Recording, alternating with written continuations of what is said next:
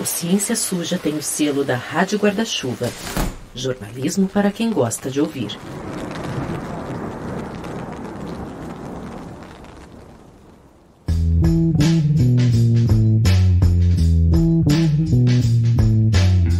Oi, gente. Aqui é Thaís Manarini. É só para avisar que esse é o nosso primeiro de 3 episódios da pré-temporada de 2023. Essa pré-temporada tem o apoio da ACT Promoção da Saúde. É uma ONG que trabalha na defesa de políticas públicas de saúde, com um foco especial em controle do tabagismo e do álcool e na promoção da alimentação saudável e da atividade física. Esses episódios vêm no formato de debate, de mesa-cast mesmo. Eles são diferentes dos nossos episódios narrativos tradicionais, naquele esquema de documentário de áudio. Tomara que você goste.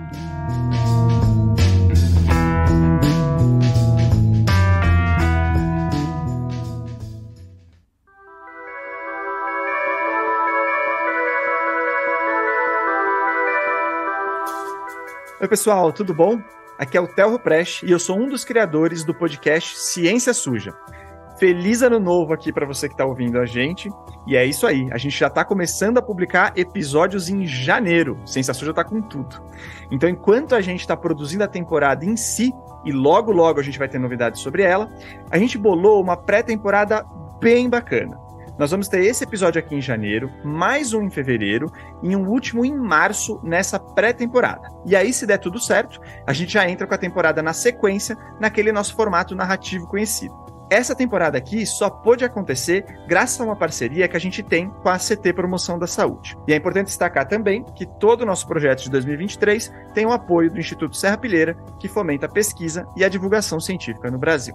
Mas bom, vamos para o nosso assunto de hoje, que é o que importa, que são as bebidas alcoólicas, né? E, na verdade, a indústria do álcool, né? E eu vou começar aqui com uns números bem chamativos, para vocês terem ideia do que a gente está falando, né? O álcool, ele causa mais de 200 condições de saúde, incluindo aí doenças no fígado, câncer, problemas cardiovasculares, transtornos psiquiátricos, até acidentes de trânsito e violência, né? E ele é responsável por 5,5% de todas as mortes nas Américas, segundo um relatório da Organização Pan-Americana de Saúde, a OPAS, e também por 3 milhões de mortes no mundo, de acordo com a Organização Mundial da Saúde, OMS. Né? A cada 10 segundos, uma pessoa morre no planeta Terra por questões relacionadas ao álcool. Ele está no top 10 dos principais fatores de doenças evitáveis. Só que ainda assim, o álcool é muito bem aceito socialmente, acho que todo mundo concorda com isso, né? Você vê propaganda de cerveja toda hora na TV, tem uma associação forte de marcas de bebida alcoólica com grandes eventos esportivos, né? Os produtos com álcool estão sempre ali na geladeira e muitas vezes eles não estão nada escondidos dos olhares das crianças, né? Inclusive tem uma pesquisa na Austrália que mostra que 79% das pessoas que bebem e que têm filhos menores de 18 anos bebem na frente desses filhos, né? A nossa ideia aqui é mais que, primeiro, de um ponto de vista individual, cada um de nós deveria poder tomar decisões diante de informações transparentes e de qualidade. E que também, do ponto de vista coletivo, sempre vale a pena a gente pensar e até criar regulamentações em cima de produtos que causam impacto negativo considerável na sociedade. É o que acontece com o cigarro, por exemplo, né? Só que aqui tem um ponto crucial. A população não está recebendo informação de qualidade e não está sendo protegida adequadamente pelo Estado. Assim como foi com o tabaco, e ainda é, na verdade, em certos aspectos, as bebidas alcoólicas são beneficiadas por todo um trabalho de lobby e de muito marketing para supervalorizar questões duvidosas, como a de que o beber moderado não causa mal e poderia até fazer bem, e para suprimir alguns dos seus problemas, como um tremendo impacto ambiental da indústria do álcool que a gente vai abordar aqui. Tem um estudo, que acho que é um dos maiores estudos independentes já realizados sobre o elo de saúde e álcool, que ele reuniu dados de 100 mil pessoas de 195 países entre 1990 e 2016. E a conclusão é clara, não há limite seguro para o álcool. Uma outra pesquisa também chegou a dados parecidos, essa foi feita em cima de um banco de dados britânico. E claro que quanto mais se bebe e quanto mais bebedeiras, pior, e essa piora, ela vem em progressão geométrica. Mas ainda assim, né? Por que tão pouca gente da nossa população sabe que, na verdade, é furada aquela história de que beber um pouquinho por dia até faria bem para a saúde? E é claro que é porque tem interesses por trás, né? E aí, quando tem interesses por trás, isso é assunto para o Ciência Suja, né? Entre outros interesses, eu diria que estão aí a necessidade de evitar regulamentações como impostos, proibição de publicidade, por aí vai, por parte da indústria do álcool, né? A OMS estimou uma perda de 7,3% do PIB brasileiro em decorrência de problemas relacionados ao álcool só em 2014. O país perde 4,5 vezes mais do que o lucro gerado pelas fabricantes. Então, nesse episódio aqui, e chega de eu falar, a gente está com 3 convidadas incríveis para aprofundar esse assunto e para oferecer as informações necessárias à população, justamente para cumprir aquilo que a gente falou antes, né? A gente vai falar dos impactos menos conhecidos da indústria do álcool, das formas que ele atua debaixo dos panos, ou das formas que a indústria do álcool, na verdade, atua, né, debaixo dos panos, e também de uma campanha muito interessante chamada Viva Melhor, Reaja, que é da Organização Pan-Americana de Saúde, a OPAS. Então eu vou começar aqui trazendo as nossas participantes, as nossas entrevistadas. Vou começar pela Laura Cury, que é assessora de Relações Internacionais da ACT. Laura, conta pra gente quem é você e como que a ACT tem agido em linhas gerais nesse âmbito do álcool. Oi, Theo, tudo bem? É um prazer estar aqui com você mais uma vez no Ciência Suja, acho que é um trabalho de grande interesse e validade.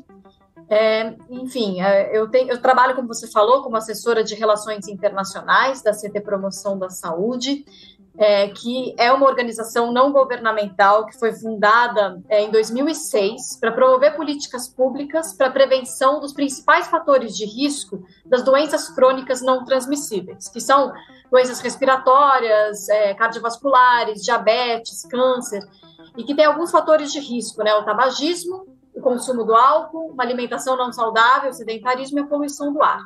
Então, a CT busca contribuir para a criação de ambientes saudáveis, para a promoção de escolhas saudáveis, né? Então, a gente trabalha com advocacy em prol de política pública pela saúde, enfim, pelo bem-estar da população. Maravilha, obrigado, viu, Laura?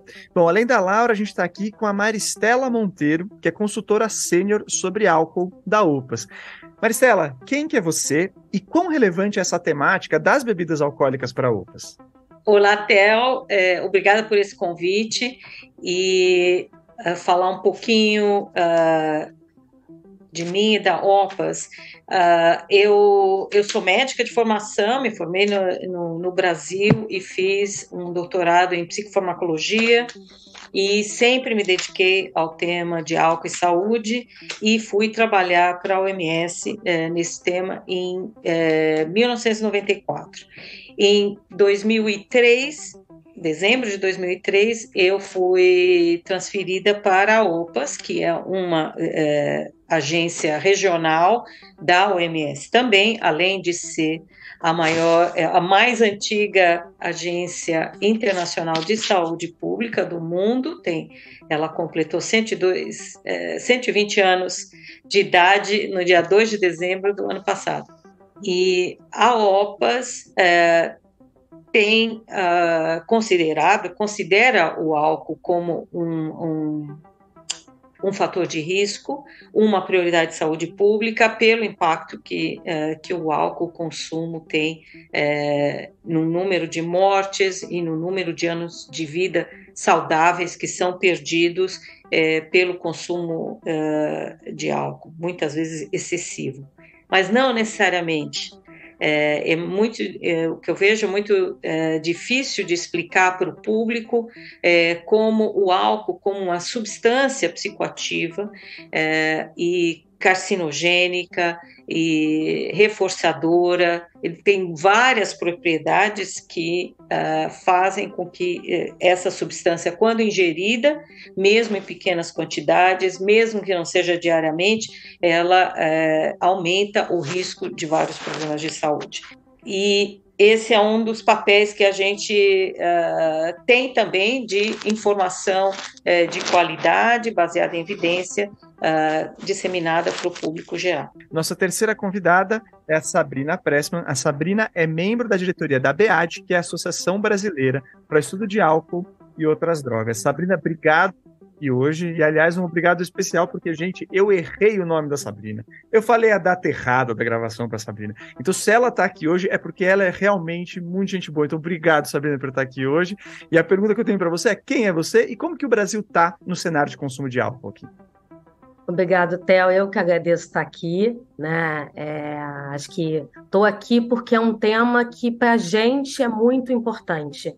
Eu, como psicóloga, como mãe, como membro da sociedade civil, entendo que a gente não pode deixar de trabalhar esse assunto e falar mais sobre tudo que está por trás dessa relação que a nossa sociedade tem com álcool. Eu sou psicóloga, esse tema é importante para mim de diversas áreas. Primeiro, eu atendo pacientes, né, que têm questões relacionadas ao álcool, seja o próprio paciente, seja o familiar, né, o pai, a mãe, o filho, né, e toda essa questão da interface entre o álcool, a psicologia, a psiquiatria. Eu trabalhei durante muitos anos com política pública, tanto na Secretaria Municipal de Saúde quanto na Secretaria Estadual de Saúde do Rio de Janeiro. Então, hoje eu sou membro do Conselho Municipal Antidrogas aqui do Rio de Janeiro também, tanto do município quanto do estado, pensando em políticas públicas que podem ajudar a nossa população a ser mais saudável. E como ex-presidente da BEAD, né? A BEAD é a Associação Brasileira de Estudo de Álcool e Outras Drogas, é uma associação que tem 40 anos já, quer dizer, olha, tô ficando velha, faz 45 agora, em setembro de 23, e hoje eu sou da atual diretoria, membro do Conselho Consultivo, e a ABAD, ela congrega profissionais do Brasil inteiro, tanto de psicologia, psiquiatria, educação, jornalistas, pessoas interessadas em entender mais sobre essa temática, então, em todos os aspectos, inclusive porque tenho filhos adolescentes, né, e vejo ali o quanto que o álcool perpassa a realidade deles no dia a dia, acho que é muito importante e esse tema tem tudo a ver, né, comigo. Pegando um pouco do que a Maristela falou, né, sobre a gente pensar como o álcool é tão associado, né, às questões positivas, a gente fala, vou comemorar, a primeira coisa que se fala é, vamos beber o quê? Né? Vamos tomar o ano novo, é impossível as pessoas pensarem, né, no dia a dia, primeira coisa que pensa é na bebida, né? Quanto os nossos rituais da sociedade estão muito relacionados, embora as evidências já falem claramente dos malefícios. E acho que tem uma questão ali que eu fiquei pensando quando a Maristela estava falando, que é o quanto que as pessoas têm um estigma do que é um alcoolista, né? Antigamente a gente até falava alcoólatra, hoje a gente usa mais alcoolista para tirar aquele peso, e as pessoas acham que só tem problema aquela pessoa bêbada, caída na sarjeta que fica na rua, né? E não tem ainda tanto conhecimento que, na verdade, a gente tem várias outras formas, né? Assim, tem uma pessoa que não bebe todo dia, mas quando ela bebe muito, que é o que a gente chama de beber em binge, né? Que é muita quantidade num período pequeno, que a sociedade daqui super estimula, tá? Com open bar, né? Aquele negócio de... Meus amigos falam isso, mas a gente pode marcar, dá para ser às 6, porque de 6 às 8 é 2 por 1, então, assim, você já pede um, já pedindo o segundo. Isso é um estímulo a beber uma quantidade grande num tempo curto, né?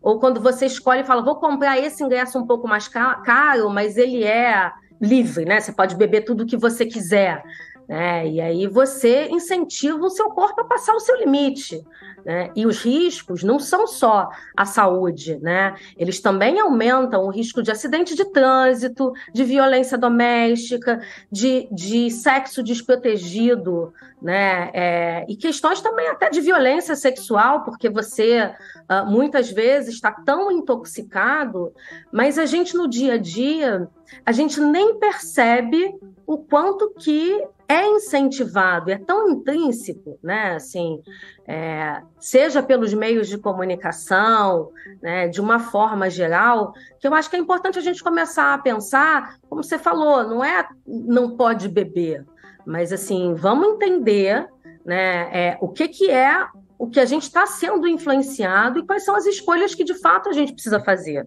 para a gente, para a nossa família. Perfeito, muito legal. Bom, então, a gente queria começar aqui também com a doutora Maristela, para ela contar um pouco para a gente sobre a campanha Viva Melhor, Reaja, que é da Opus. Acho que ela traz pontos muito interessantes, né, doutora Maristela, nisso que a gente já vem debatendo aqui. A campanha Viva Melhor, Reaja foi a segunda campanha que a OPAS desenvolveu em toda a sua existência. Primeira, Viva Melhor, Beba Menos, foi em 2021, e se concentrou nos danos que o álcool causa nas pessoas. Porque foi, aliás, a gente acabou sendo um pouco criticado por lançar uma campanha que era mais informativa e que não estava vinculada diretamente a políticas.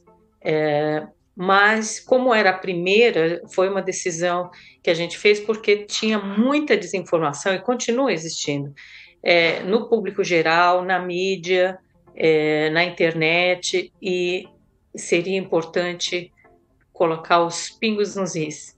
E foi uma campanha de muito sucesso, mais de 2 milhões de pessoas baixaram o vídeo da campanha, e aí, então a gente lançou e desenvolveu a campanha nova, dessa vez baseada em políticas. Obviamente falava de danos, mas o foco é o porquê, da onde vem esse dano, quem é responsável por ele e quem é que paga a conta. Então, a ideia de toda a campanha é mostrar que, à medida que os danos vão acontecendo na comunidade, mostrar como se vende para o jovem quando ele é menor de idade, mas ele pode comprar online de qualquer maneira, o baixo preço das bebidas, a propaganda na televisão durante os jogos, por exemplo, futebol, e todas as crianças assistindo, cenas que são comuns e a sujeira na rua, a ambulância passando, a pessoa que está dirigindo depois de ter bebido, e que as pessoas não olham como sendo parte de um problema só. E eu acho que foi também muito importante começar a se posicionar e colocar a ideia de que não é somente ou principalmente o consumidor que tem que decidir, não, eu não vou beber mais, ou que sou eu que sou o problema, e sim colocar o agente que está responsável pela propaganda, pelo incentivo ao consumo. E, por outro lado, os que podem regular o mercado, não fazendo nada, nos colocam numa posição muito difícil, nós, digo, consumidores, de ter que tomar as decisões sem apoio nenhum e, inclusive, pagar a conta de saúde social, quando tudo poderia ser muito mais fácil se houvesse regulação apropriada de uma substância que é altamente nociva à saúde. Não, eu estava aqui ouvindo a Maristela, eu acho que ela traz um ponto muito importante, né? Porque geralmente quando a gente fala em ter um ambiente regulatório para esses produtos que fazem mal, né, como o álcool, a gente vem um contra-argumento que fala sobre a liberdade de escolha do consumidor. Eu acho que é importante a gente pensar também qual é a real liberdade que as pessoas têm quando, como a Sabrina muito bem colocou, elas são bombardeadas o tempo todo por um estímulo a consumir o produto, né? Um estímulo a beber, a normalizar esse produto, de achar, como você disse, né, como você bem comentou também, então, na introdução, beber um pouquinho faz bem para o coração, quando, na verdade, né, os estudos mostram que não, que qualquer quantidade de consumo já pode acarretar em prejuízos, né, em efeitos negativos para a saúde, para a sociedade. Então, acho que isso é muito importante. Tem muito a ver também com o trabalho da CT, né, e a CT, inclusive, está ajudou em 2021 e está ajudando agora também a divulgar a campanha da OPAS, porque a questão da conscientização da pessoa, né, do indivíduo, ela é fundamental, né, como você falou, é muito importante que a pessoa tenha acesso à informação, né, de qualidade, baseada em evidências, mas também é importante que o ambiente, né, a sociedade em que nós estamos inseridos, que ela favoreça as nossas escolhas, né, que favoreça escolhas saudáveis, que é o slogan da CT, né, ambientes saudáveis promovem escolhas saudáveis. Então, acho que toda essa fala da Maristela e essa campanha da OPAS, elas são extremamente importantes, pensando aí nessas duas etapas, né, de 2021 e agora, para trazer esse assunto à tona. Eu acho muito importante, fico muito feliz da gente poder estar discutindo isso aqui hoje com você. Só para complementar um pouquinho, o que eu acho importante que foi uma chamada ao ativismo, que é o que vocês fazem, a tomar uma ação de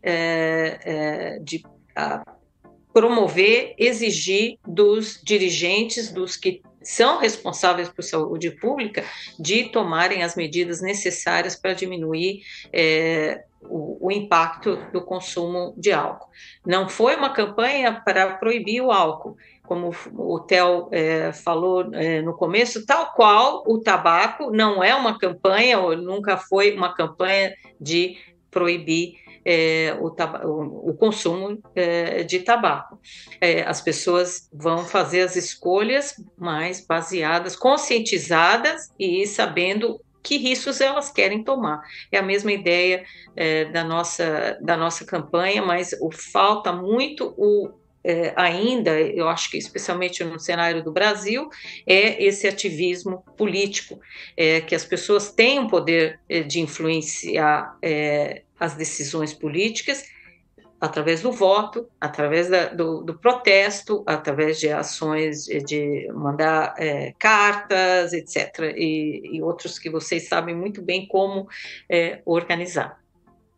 Legal, e acho que isso conversa com uma coisa que eu queria perguntar aqui para a Sabrina, depois vou até pedir para depois a Maristela complementar. Mas é isso, né, Sabrina? Até falei, tem estudos independentes que eles têm apontado que não tem limite seguro para consumo de álcool do ponto de vista de saúde, né? E tem mais do que isso, né? Indicativos bastante consolidados de que a indústria do álcool, por meio de certas associações de fachada, tenta interferir em certas pesquisas, né? Então, em 2017, para trazer um exemplo, gente, o Instituto Nacional de Saúde dos Estados Unidos disse que faria uma pesquisa clínica para tirar limpo as relações de álcool e saúde, né?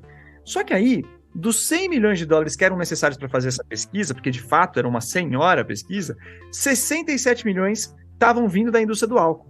Isso gerou um escândalo, né? E o NIH, né, o Instituto Nacional de Saúde, cancelou o financiamento desse trabalho, né? E o que eu queria ver contigo, Sabrina, esse tipo de atitude, ele é comum e ele interfere nas pesquisas que hoje em dia estão falando dessa relação entre álcool e saúde? Como você enxerga isso? Infelizmente, ele é mais comum do que a gente gostaria, né? E quando alguém lê uma pesquisa, ou às vezes até, muitas vezes, a própria mídia, né, que divulga aqueles dados da pesquisa e a população acaba vendo a manchete e guarda aquilo como conteúdo, ninguém olha lá as pequenas letras de essa pesquisa foi patrocinado. Tenho certeza que a Maristela vai poder falar um pouco melhor sobre isso, mas eu vou trazer que não só no âmbito das pesquisas, mas quantas pessoas, influencers, artistas, são patrocinados hoje em dia também pelas indústrias para trazer, né, o consumo do álcool como uma coisa positiva e presente no dia a dia. Então, isso acontece na ciência, né, e não dá para validar a pesquisa que tenha financiamento da indústria que vai ganhar dinheiro com aquilo, e aí a gente está falando de a gente podia estar falando, né, de outras indústrias que têm interesse direto naquele resultado. A ciência, ela tem que ser imparcial, e isso influencia de uma maneira que às vezes a gente realmente não consegue mensurar o quanto que no dia a dia as revistas, os jornais, os influenciadores vão repetindo isso como dados da ciência, né, sem questionar tanto quem patrocinou, a própria metodologia daquela pesquisa. Então, assim, isso é muito sério e é uma desinformação, né, para a nossa sociedade, né, Maristela? Eu concordo, e eu acho que a saúde pública não tinha ainda se atentado a toda essa influência de uma maneira tão importante como nos últimos anos, que veio junto com a questão do fake news, com a influência da mídia e da internet, das redes sociais na política. As sociedades científicas, as revistas científicas, as pessoas que podem analisar a fundo essas pesquisas têm o papel de estar vigilantes e de saber a origem dos dados, quem financiou e exigir que seja declarado, por exemplo, em todos os artigos que são publicados. Como exemplo só no Brasil, do que eu escutei falar é que a mídia, a primeira fonte de informação que ela vai consultar atualmente o grupo de frente da própria indústria, de lobbying da própria indústria. E isso é um problema, porque os cientistas, as pessoas que estão fazendo um esforço hercúleo, não só pelo pouco financiamento que existe para a pesquisa, mas a pesquisa de qualidade, que é revisada por pares, etc., que nem são consultados mais. Vai-se diretamente a quem está disponível o tempo inteiro para responder o que as pessoas querem ouvir, e que é o que a mídia quer ouvir e a versão que a indústria quer vender, que o álcool não causa câncer, que o álcool não causa problemas cardíacos, etc. E que o problema do álcool é aqueles que não sabem se controlar e que são sempre cada vez menores, a proporção da população. Isso vai diminuindo.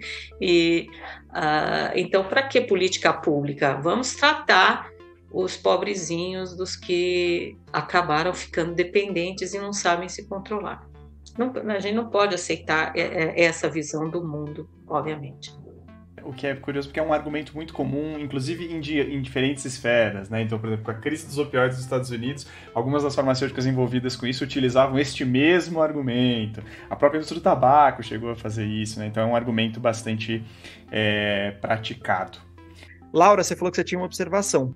Então, na verdade, eu queria fazer uma observação com relação a essa questão do financiamento, né, das indústrias nas pesquisas e também em outras áreas, como a Sabrina mencionou, que isso é uma questão muito recorrente, né? A gente sabe disso da história do controle do tabaco, né, que já há muito tempo se sabia, por exemplo, que o tabaco causa câncer, mas que essa informação, né, pelos próprios cientistas da indústria do tabaco era suprimida justamente para poder continuar, né, vendendo o seu produto. Era chamado, acho que o grupo, alguma coisa assim, de White Coat, era um projeto White Coat, né, os jalecos brancos, que, enfim, incentivava com que os cientistas da indústria criassem uma confusão para levantar dúvidas sobre as evidências científicas existentes. Isso aconteceu mais recentemente na década de 80 também com a indústria de petróleo, que começou a colocar em dúvida o aquecimento global que seria causado, né, pelo petróleo. Então, assim, tem especialistas que já falaram sobre isso, né, que tinham dados muito contundentes sobre isso, sobre a questão da emergência climática, e que a posição da indústria teria sido, então, né, imoral, porque, de novo, causava essa dúvida, falava, não é bem assim, os dados não são conclusivos, quando, na verdade, a gente sabe que eles são, e que o resultado desse impacto seria muito negativa para os negócios, mas claro que seria positiva para a saúde pública, para a sociedade como um todo. Então, acho que essa questão de financiamento de pesquisas é uma questão que acho que ainda é uma discussão muito incipiente ainda na nossa sociedade, que com o controle do tabaco fica, né, para quem trabalha com isso, né, como a gente, né, Sabrina, isso é uma questão que chama muita atenção, porque a gente conseguiu avançar com as políticas de controle de tabaco justamente conseguindo evitar com que a indústria participasse de pesquisa sobre isso, porque a gente sabe que as informações eram suprimidas, e que participassem também da elaboração e implementação de políticas públicas que visassem justamente reduzir os seus lucros. Então, só para falar que essa história é antiga.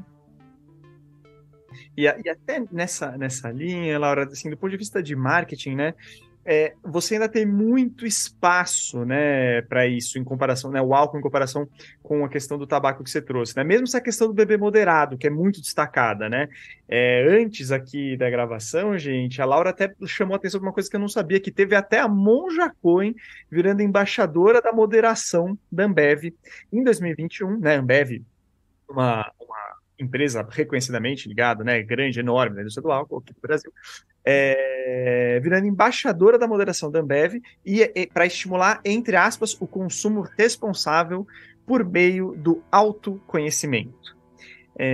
Laura, qual que é a falácia desse pensamento quando a gente olha para o lucro das empresas? Então, Theo, isso é uma questão importante, porque a indústria geralmente, aliás, sempre, né, fala beba com moderação. No final de cada propaganda que a gente vê, tem no finalzinho um disclaimer, né? Beba com moderação.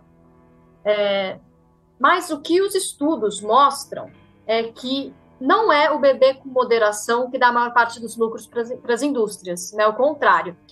É com consumo abusivo, né? A receita vem do consumo abusivo. Se as pessoas, de fato, né, bebessem com moderação, as indústrias iam perder muita receita, né? Elas iriam à falência. Então, a gente tem dados de que mais de 40% de todos os bebedores atuais são bebedores, né, pesados, episódicos, ou seja, para homens, eles bebem 5 drinks ou mais numa mesma ocasião, pelo menos uma vez por mês, e para mulheres essa dose é menor, é 4. Mais de 20% da população com mais de 15 anos bebe dessa maneira, né, faz esse uso do o beber episódico pesado. Nos países de baixa e média renda, que é o caso do Brasil, a indústria do álcool ela é muito dependente desse uso excessivo do álcool para os seus lucros, né? 76% das vendas vem desse consumo abusivo do álcool. E tem os dados também da Movende, que é uma organização internacional que lida com a questão do álcool também, que fala que se todos os superconsumidores reduzissem o uso de álcool, né, se eles, de fato, bebessem com moderação, bebessem socialmente, as vendas de álcool cairiam 39%. Então, a indústria fala em beber com moderação, mas as suas atitudes levam o consumidor a fazer justamente o contrário, né? Como a gente já vem comentando aqui.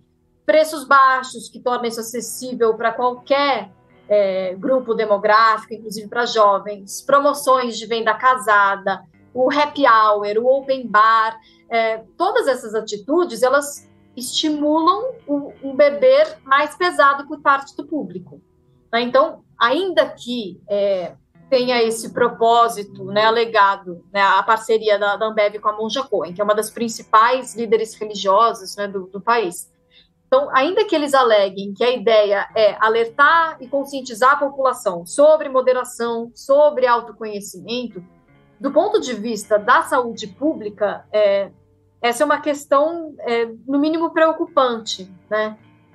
Se a intenção da Monja Cohen, enfim, não a conheço, não estou dizendo que não tenha sido, né? Mas, enfim, se a intenção era, como, né, eu gostaria de acreditar, de fato colaborar para falar sobre a questão do uso abusivo do álcool, falar sobre o beber moderado, sobre conscientização, ela poderia ter buscado outros caminhos, né? Parcerias com órgãos de saúde pública, e não com a própria indústria. E nesse sentido, acho que a Monja Cohen ela perdeu uma ótima oportunidade, né? Porque é importante falar também, né? Essa parceria ela foi estabelecida em 2021, quando a gente estava aí vivendo um momento muito tenso com a pandemia da Covid-19. E os padrões de beber, inclusive, passaram a ser beber em casa, né? Você deixa de beber em público, no bar, etc., em festa, para consumir a bebida dentro de casa, inclusive com as crianças assistindo, etc.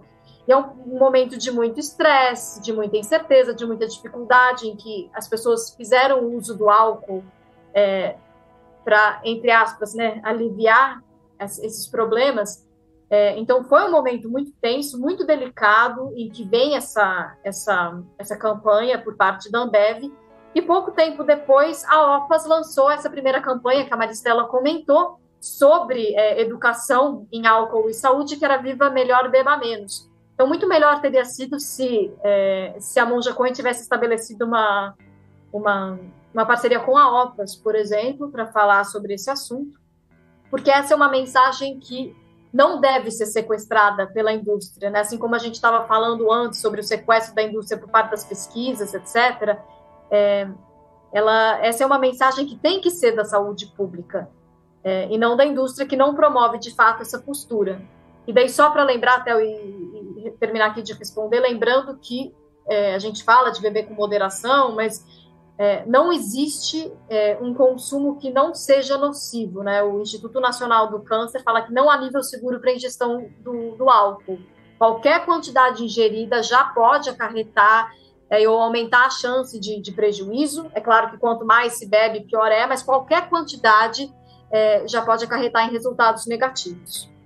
Bom, e tem um diversionismo ainda praticado aí, né, doutora Maristela? A gente tem associações de fachada internacionais, né, como a própria International Alliance for Responsible Drinking, e a Aliança Internacional para o Beber Responsável, aqui em tradução livre, que são operadas para a indústria do álcool, e elas focam uma coisa que você falou anteriormente, né, que é na educação para bebedores pesados e para tratamento, né, e elas também até financiam, até chegam a fazer certas pesquisas e publicações para reforçar os perigos de bebidas de fundo de quintal, né, e de bebidas para jovens. Então, focando nos produtos contrabandeados e em certos públicos específicos. E, claro, eu não estou falando que isso que é ruim você também cuidar das pessoas, abordar esses assuntos, né? Mas parece que eles estão usando isso para desviar o foco de um problema que vai bem além disso, né?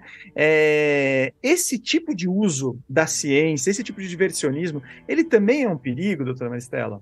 Sem dúvida, porque você não está permitindo que a pessoa tenha uma visão completa e neutra da ciência e possa ela tomar as decisões. Ela é influenciada por uma versão só da realidade e que não é baseada em fatos.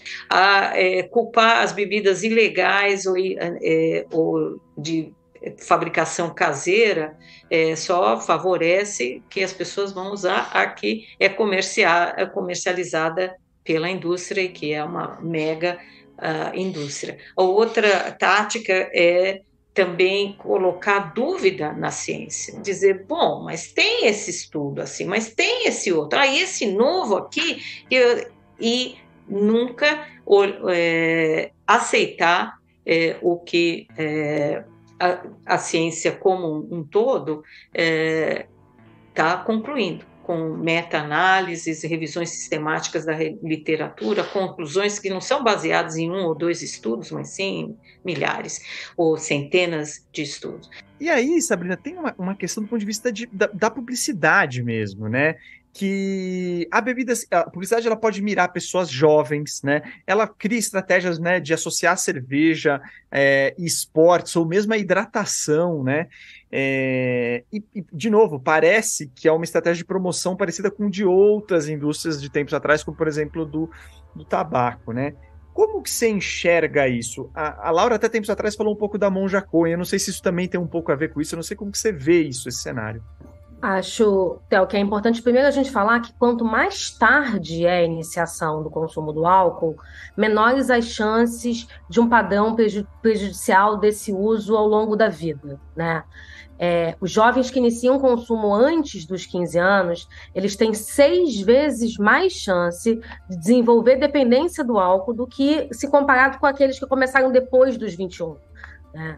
As pesquisas até falam dos 25 e vários países comparam essa idade mínima do acesso ao álcool, mas embora o Brasil fale, né, do acesso aos 18 anos, a gente sabe que o consumo de bebidas alcoólicas ele começa ainda na infância, né?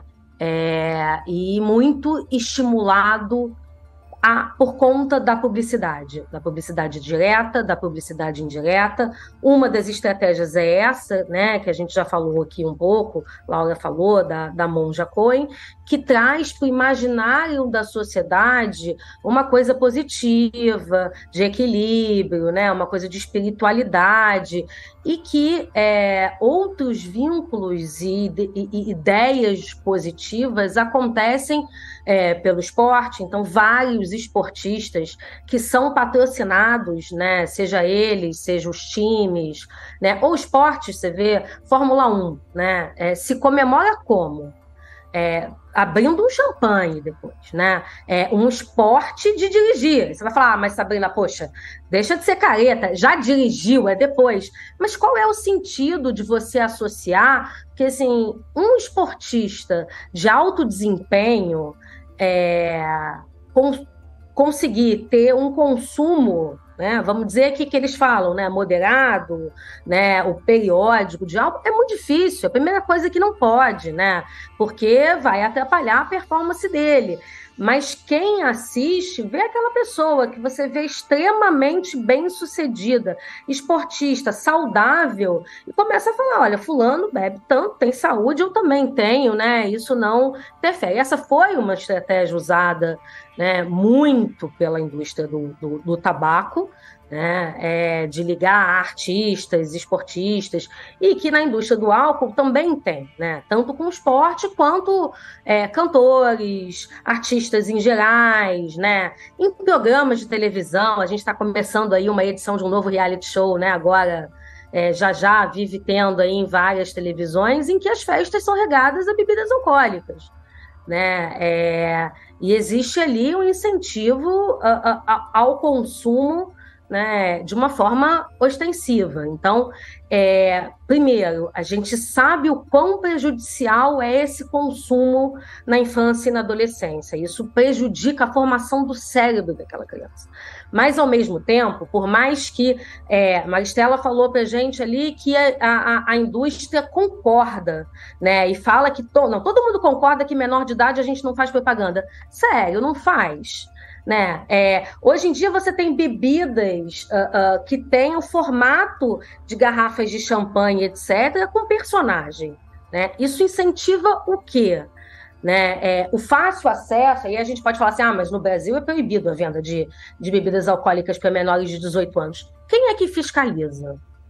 Né? Quem é hoje? Você pede num delivery, né? Que ficou mais comum ainda na pandemia. Né? Quem é que vê se tem 18 ou não tem 18? Assim, aqui, eu vou dar um exemplo de quão é acessível. Eu moro num condomínio que no meu prédio, na portaria, tem uma máquina daquelas que você põe a moedinha ou a nota e você compra, só de bebida. Não é assim, tem o chocolate, isso, só tem bebida alcoólica. Se minha filha for lá com dinheiro, ela vai comprar. Né? Então, assim, não tem hoje nenhum controle, as pessoas nem sabem como denuncia, para quem denuncia. Acho que a Sabrina tocou num outro ponto que valeria a gente colocar, Laura, que é sobre esses impactos menos conhecidos, né? A gente fala muito álcool e saúde, embora muito com todas essas questões que a gente abordou aqui, mas existe, por exemplo, um impacto ambiental tremendo, né? Teve um relatório da Movende, que você já mencionou, né, Laura, que teve inclusive o apoio da CT para ser lançado aqui no Brasil, que ele aponta justamente diferentes áreas em que a indústria do álcool afeta negativamente a sociedade e compromete aqueles objetivos de desenvolvimento sustentável da ONU. Né? A própria OPAS fez um relatório sobre o efeito do álcool na América Latina de maneira mais ampla. E mesmo dentro disso, a gente vê algumas áreas mais reconhecidas, talvez violência doméstica, né? Não está diretamente ligado à saúde, embora a gente possa dizer que sim, mas a gente, né, essa associação ela é mais clara na nossa cabeça, álcool e violência doméstica. Mas tem essa coisa da indústria do álcool e o meio ambiente, por exemplo, né, Laura? Você podia apontar um pouco pra gente onde está esse elo e o que mais você achar que é relevante dessas coisas menos conhecidas? Claro, eu acho que essa é uma área super interessante também e que ainda tem pouco conhecimento por parte do público em geral, né? Que a gente pensa geralmente na associação negativa do álcool com saúde. Mesmo assim, como a gente já colocou aqui, isso é questionável, né? Porque boa parte da população acredita que um cálice de vinho por dia, por exemplo, faz bem para o coração, etc. Mas a verdade é que o álcool, né, como esse relatório da Movende, que foi traduzido e lançado no Brasil pela ACT Promoção da Saúde e que foi apoiado pelo Grupo de Trabalho da Sociedade Civil para a Agenda 2030, esse relatório ele mostra que o álcool, na verdade, ele é um obstáculo transversal que afeta negativamente todas as áreas da Agenda 2030. Né? São 17 Objetivos de Desenvolvimento Sustentável e, de uma maneira ou de outra, né, mais ou menos, o álcool afeta todas, né, prejudica a implementação de todos esses objetivos e essas metas. Então, você falou, por exemplo, da questão do meio ambiente, né? Então, esse relatório mostra que as empresas de bebida alcoólica, elas burlam as regulamentações para o registro de novas patentes de cevada, de milho, enfim, dessa matéria-prima, o que limita a diversidade biológica, que é super importante para a agricultura, acaba levando a uma monocultura, leva ao desflorestamento. A produção do álcool também utiliza uma quantidade fenomenal de água, assim, é muita água que é utilizada, por exemplo, para a produção de cerveja, que é uma água que deixa de ser usada, então, para o consumo humano, para o saneamento, que contamina os cursos d'água, né, o que prejudica tanto enfim, o ecossistema, né, que está lá margeando os rios, etc., quanto o próprio ser humano que vai beber daquela água, que vai comer o peixe que estava contaminado por aquela água. Também na questão ambiental, a produção de álcool, ela envolve de uma maneira muito significativa a emissão de gases de efeito estufa, que leva à questão da crise climática, né, que é um dos principais desafios, né, da nossa geração e também das gerações futuras. Acho que, se não me engano, cerca de 15% da emissão de gases de efeito estufa vem da produção de álcool, que é a segunda maior fonte de emissão depois de carne. Então, assim, são questões muito graves. E não é só no meio ambiente, né? A Agenda 2030 fala de aspectos sociais, ambientais e econômicos. Então, pensando assim em aspectos mais sociais, o álcool ele gera um ciclo vicioso de pobreza, porque ao comprar o álcool, a pessoa, a família, acaba comprometendo a sua renda, né, principalmente de grupos mais vulneráveis, que é uma renda que deixa de ser investida, então, em alimentação, em saúde, em educação, em moradia, em comida. Né? A gente tem no Brasil hoje mais de 33 milhões de pessoas passando fome, e muitas vezes o pouco dinheiro que se tem é utilizado para comprar álcool em vez de comprar, sei lá, arroz, feijão. O uso do álcool também contribui para a desnutrição. No campo da educação, o uso do álcool também é prejudicial, porque leva ao menor rendimento de aprendizado, né? Causa, a Sabrina pode falar muito melhor sobre isso do que eu, mas causa danos psicológicos, tanto para o usuário quanto para os seus familiares próximos.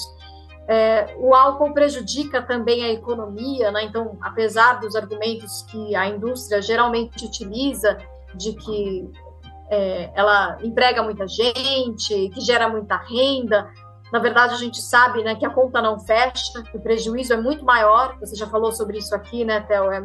O prejuízo é muito maior do que os ganhos.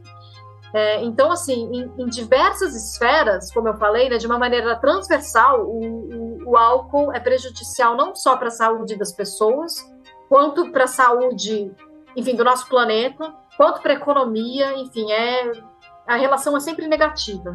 Só para trazer uns números aqui, gente, para vocês, do ponto de vista aqui do meio ambiente, para você ter 1 litro de vinho, em média você gasta 870 litros de água. Para 1 litro de cerveja, 298 litros de água.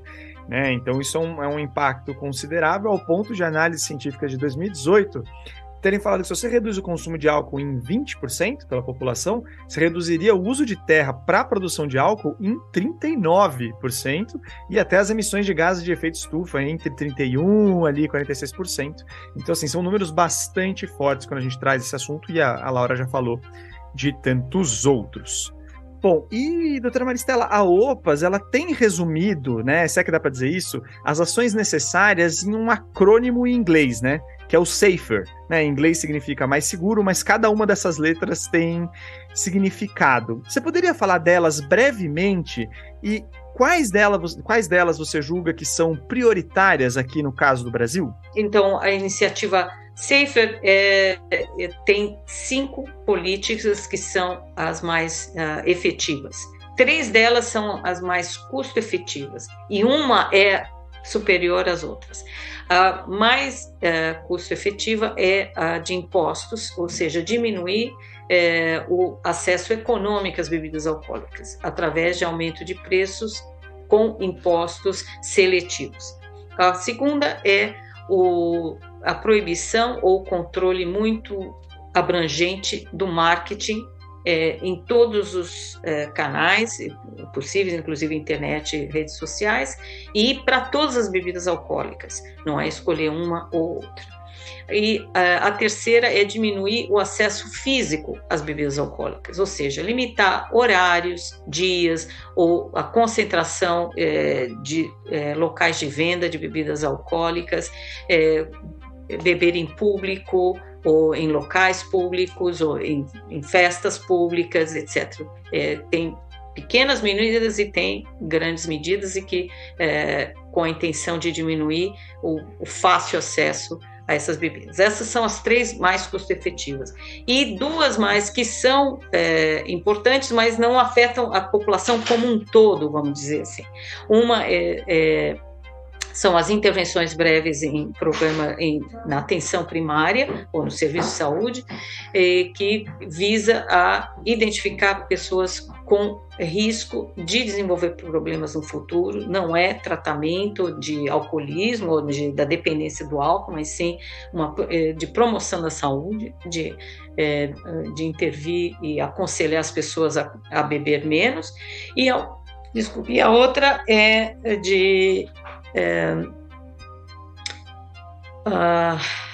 de beber e dirigir, e que o país, no caso do Brasil, tem boas medidas para isso, mas que falta a implementação a nível nacional com policiamento sistemático e regular, né?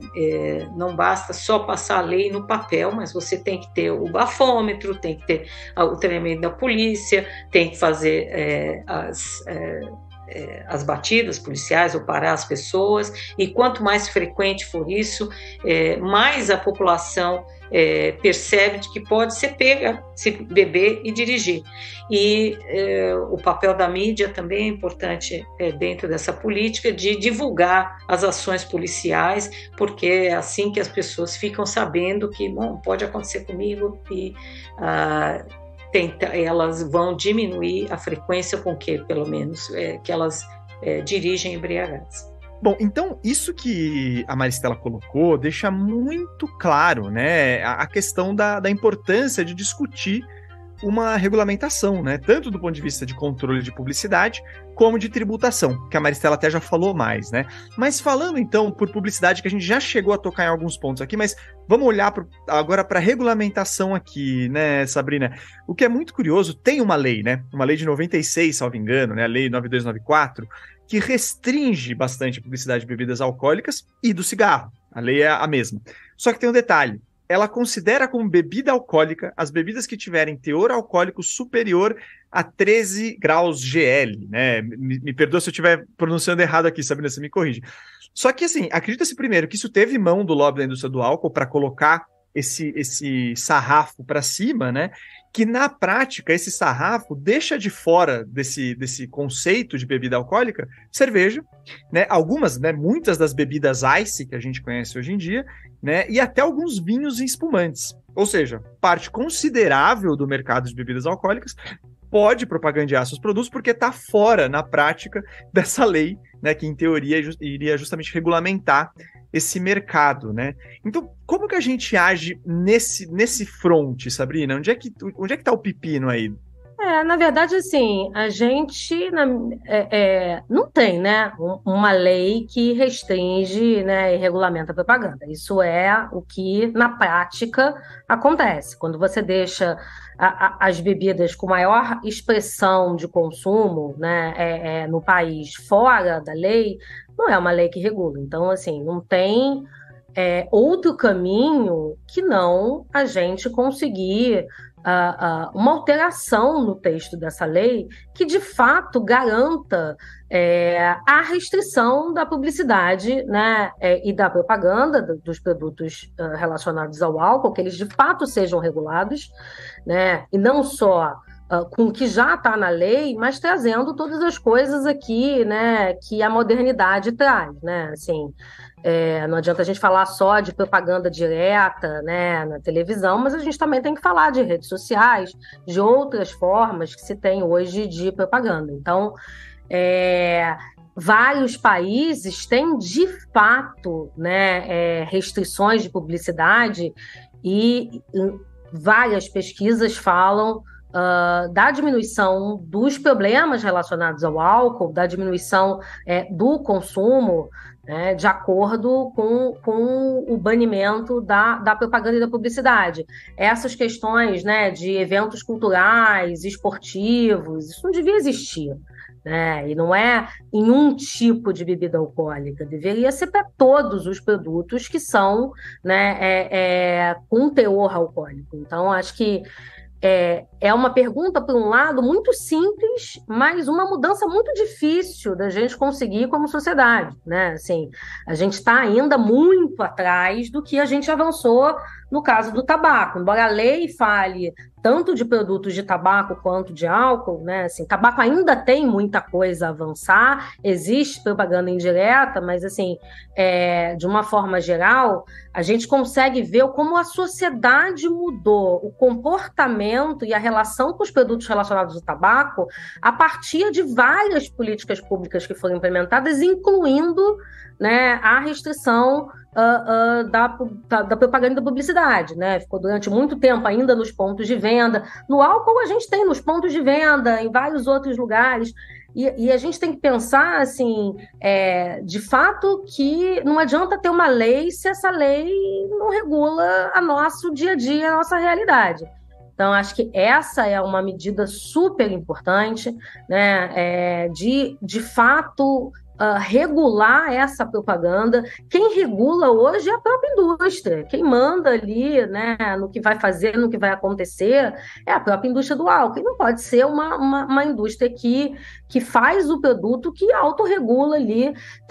Não, você tem órgãos, né, o CONAR, você pode denunciar, mas isso deveria ser, de fato, uma questão já instituída na nossa sociedade, assim como outras medidas para dificultar, diminuir o número de pontos de venda, né? O quanto que a gente tem, a densidade de pontos de venda, inclusive perto de escolas, né? Como você tem uma facilidade ao acesso do álcool, como não existe advertência sanitária nos produtos do álcool, como a gente tem no tabaco.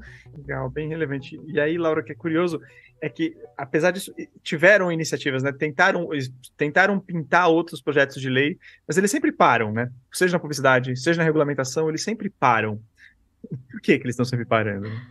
Eles param porque tem uma indústria muito pesada, um lobby muito pesado por parte da indústria, né? Então, a gente, de sociedade civil, a gente faz o nosso lobby, né, que a gente chama de advocacy, para fazer a diferenciação que faz a indústria. O nosso é em favor, né, para beneficiar o coletivo e não o privado, né, não a indústria de um pequeno grupo. Mas é muito desproporcional, Theo. Então, assim, enquanto a gente batalha muito para conseguir, por exemplo, mandar 1, 2 pessoas para Brasília, para o Congresso Nacional, a indústria está lá em peso, todos os dias, com um financiamento massivo. Então, assim, é realmente um peso muito desigual aí na balança. E eles acabam conseguindo aprovar essas leis que acabam favorecendo a indústria, né, que promovem cada vez mais os seus produtos, né? Então, você perguntou, por exemplo, o que a gente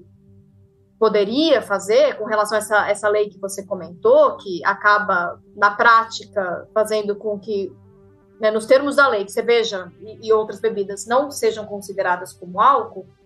Tem uma campanha que está aí na rua faz tempo, que a gente precisa cada vez mais dar força, que a cerveja também é álcool. Então, a gente precisaria mudar, como a Sabrina falou, o texto dessa legislação, e que não coloque os 13 graus de Gay-Lussac, por exemplo, como um parâmetro, que acaba isentando aí uma série de produtos. Então, Se, por exemplo, a gente tem uma legislação que fala que você não pode beber e dirigir, então, assim, qual é a coerência entre essas duas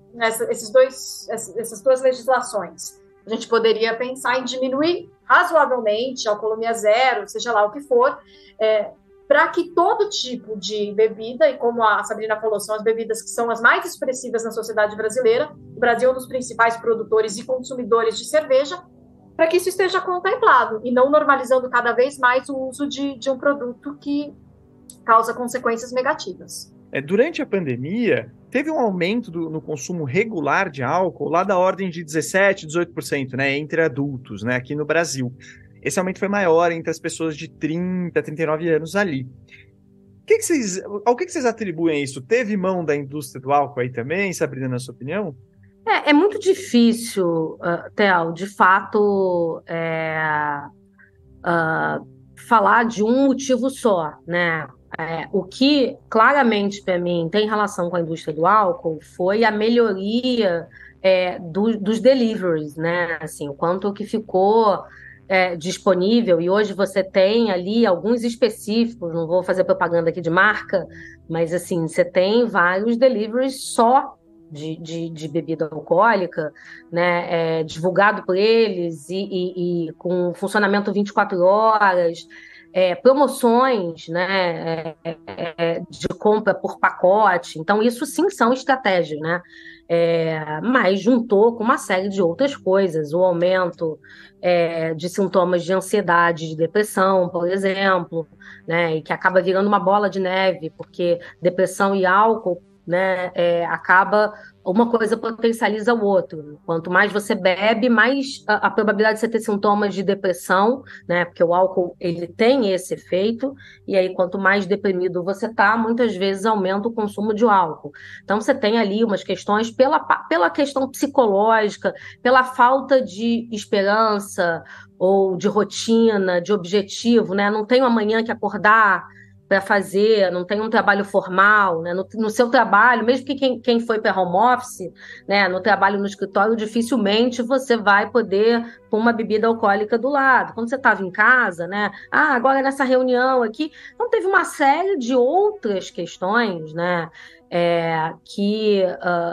Psicológicas que se passou na sociedade, que não são diretamente relacionadas à indústria, mas sem dúvida nenhuma eles aproveitaram a oportunidade, né, de se estruturar rapidamente para esse novo mercado, que não era mais o mercado do bar, da saída, né, do happy hour, e promover, vou pegar aqui um super exemplo, que foram as lives, né?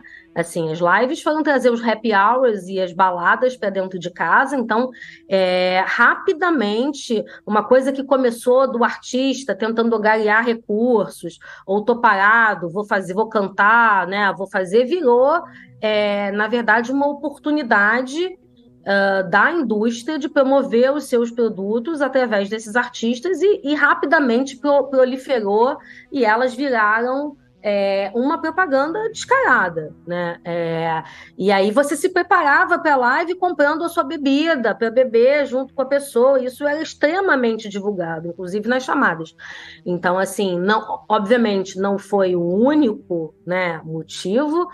Existiu ali um momento propenso a essa mudança de comportamento da população, mas eles ao invés de, né, considerar e se solidarizar com o momento que a gente estava passando e a importância dos cuidados da saúde, porque isso é responsabilidade para mim, né? Nesse momento, beber, fumar, usar outras substâncias, né, psicoativas, elas poderiam aumentar o risco da pessoa pelo Covid, os riscos, as questões de saúde. Então, assim, não era hora de ostensivamente fazer, né, propaganda já artifícios para não diminuir o consumo e, consequentemente, o lucro da indústria. Mas, assim, se ignorou, né, qualquer repercussão da saúde e foi se desenhando ali as estratégias de marketing do produto que eles vendem. Teve um movimento muito grande das indústrias de produtos que fazem mal à saúde, não só o álcool, mas tabaco, alimentos ultraprocessados, refrigerantes, etc., de associar sua marca ao bem comum. Então, você fala, não, mas eu estou promovendo uma live porque eu estou ajudando a pessoa a ter entretenimento, a desestressar em casa.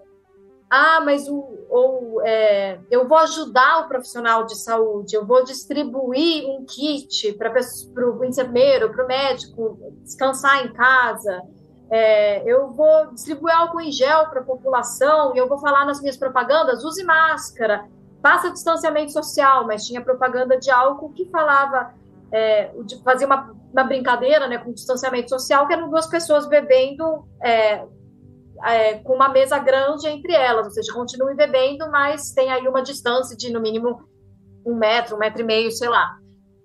Então, isso é muito comum dessas indústrias, né, de se utilizarem de uma circunstância que é muito delicada, muito difícil para a população, se mostrar querendo ter uma empatia com essa população e, na verdade, promover os seus produtos de uma maneira muitas vezes até indecente, né? Então, como disse Sabrina, é um produto que faz mal, é um produto que aumentava, inclusive, as chances de você contrair a Covid-19, ou porque você estava embriagado e não estava tomando os cuidados necessários, ou porque, enfim, é uma substância imunossupressora, e que está lá sendo propaganda, olha, sou bonzinho, estou do seu lado, quero ajudar, quero promover o bem comum, quando, na verdade, acho que a gente também tem que ter algum cuidado, né? Claro que qualquer ajuda numa situação crítica como essa é bem-vinda, mas também tem que ter alguma cautela aí com os limites que a gente estabelece, até que ponto isso de fato é benéfico, que isso de fato ajuda. Isso foi, assim, houve muita publicidade durante a pandemia.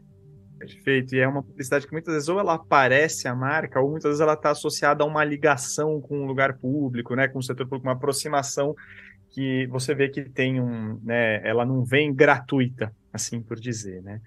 Mas bom, gente, com isso aqui eu acho que a gente consegue chegar ao fim desse episódio, foi incrível, eu queria agradecer muito a participação aqui das nossas 3 convidadas, a Laura Cury, a Sabrina Pressman, a Maristela Monteiro, né? E aqui também queria fazer assim para vocês agora, enquanto vocês vão aguardar aqui o próximo mês do nosso próximo episódio aqui junto com a CT, né? Eu vou indicar aqui para vocês acompanharem os nossos podcasts também da Rádio Guarda-Chuva, da qual, né, o Ciência Suja faz parte. Um deles em especial, por exemplo, é o Economia do Futuro. É um podcast que eu comecei a ouvir recentemente, gostei muito, né? Ele é tocado pela jornalista Melina Costa, traz diferentes debates sobre as tecnologias, as políticas, as pessoas que estão envolvidas na construção justamente da economia do futuro, com uma pegada ótima de olhar para o meio ambiente. Inclusive, fica aqui a sugestão, viu, Melina? Esse assunto aqui do álcool rende pauta para vocês aí, aliás, né? Eu tenho os contatos, viu? Parece que tem gente boa aqui que a gente falou hoje. E bom, eu recomendo especialmente os episódios deles da COP da Biodiversidade, né? Porque ela trouxe novidades muito importantes e com uma análise ótima, sendo que essa COP ficou um pouco escondida porque pouco antes dela teve a COP da emergência climática. Então fica aí a recomendação para vocês. Bom, também não deixem de comentar, curtir, elogiar, criticar a gente nas nossas redes sociais, né? Tanto no Ciência Suja, como se você quiser também conhecer a CT, né? Tá nas redes sociais também, é só procurar, é fácil de achar, tanto eles como a gente, né? E também a BEAD aqui da Sabrina que tá aqui com a gente, né? E também, mês que vem, vai ter mais. Deixando para vocês aqui, então, a nossa ficha técnica. Na produção, eu, o Telro Preste, apresentação eu também. A edição ficou a cargo do Felipe Barbosa, com as redes sociais e o material complementar do Pedro Belo. O nosso time do Ciência Suja tem, além desse pessoal que eu já falei aqui, ainda a Thaís Manarini e a Chloé Pinheiro. Lembrando mais uma vez que esses mesacasts da nossa pré-temporada têm o apoio da CT, né, e esse projeto todo aqui de 2023 só é possível graças ao apoio do Instituto Serrapilheira, que fomenta a ciência e a divulgação científica no Brasil. Então é isso, gente. Muito obrigado. Até a próxima. Tchau, tchau.